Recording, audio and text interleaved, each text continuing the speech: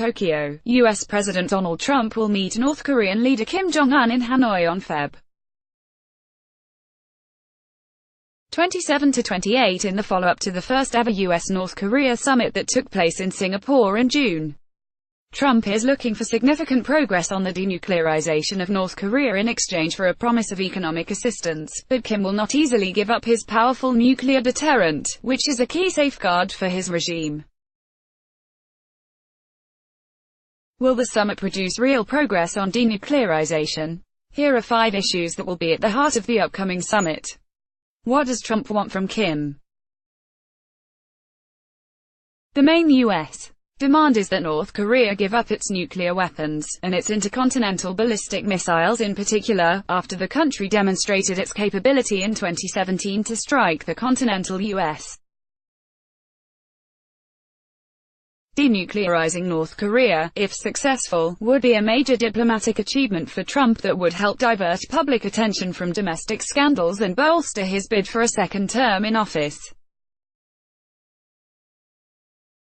The question is how to achieve the U.S. aim of the final, fully verified denuclearization of North Korea.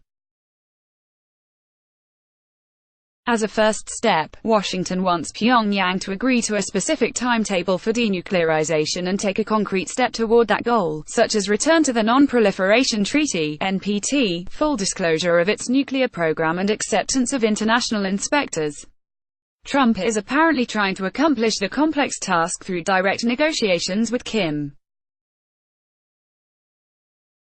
But many worry that Trump might be out of his depth, allowing North Korea to negotiate on its own terms. What does Kim want from Trump? Kim has a long wish list, including sanctions relief, a formal end to the Korean War, a retrenchment of U.S.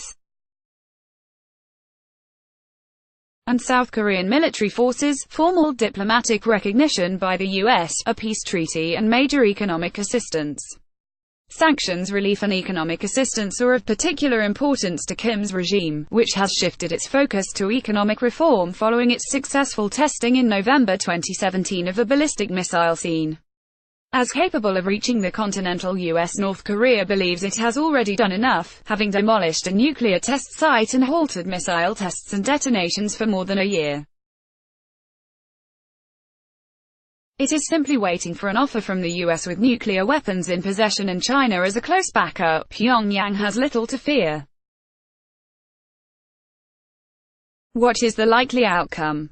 Few believe North Korea will actually give up its hard-won nuclear weapons arsenal.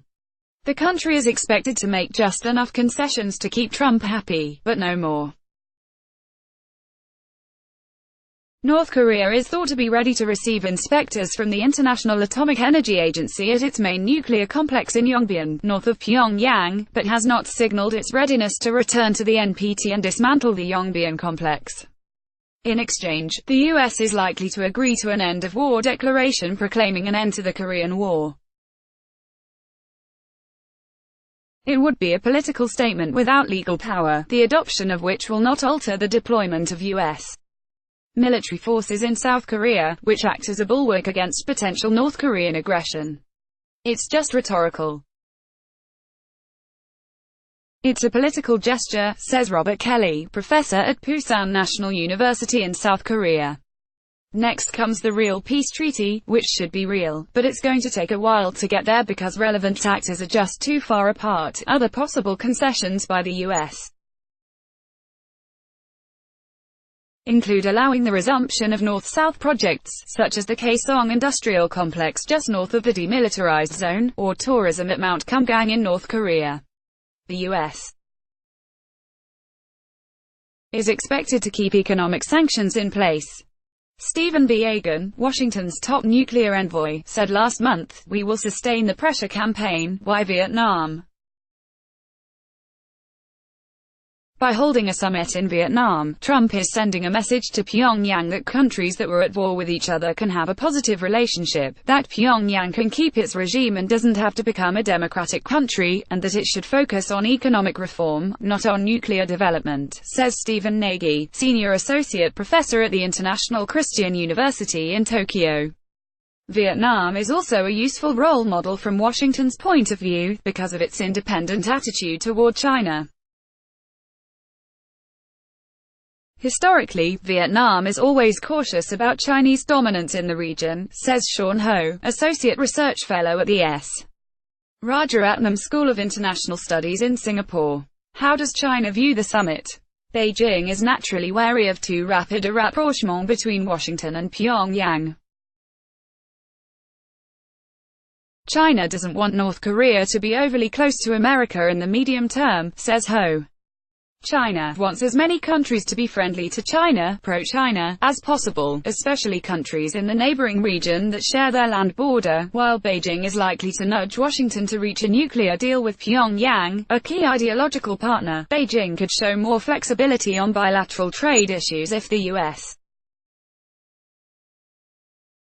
shows cooperation on the nuclear front, experts say. Meanwhile, Tokyo and Seoul are rooting for progress in denuclearization. South Korean President Moon Jae-in has tied his presidency to a successful détente with North Korea. If it doesn't work, his party could take a beating in the next presidential election in 2022. For Japan, removing the nuclear threat posed by Pyongyang has been an urgent security issue linked to maintaining economic and political stability.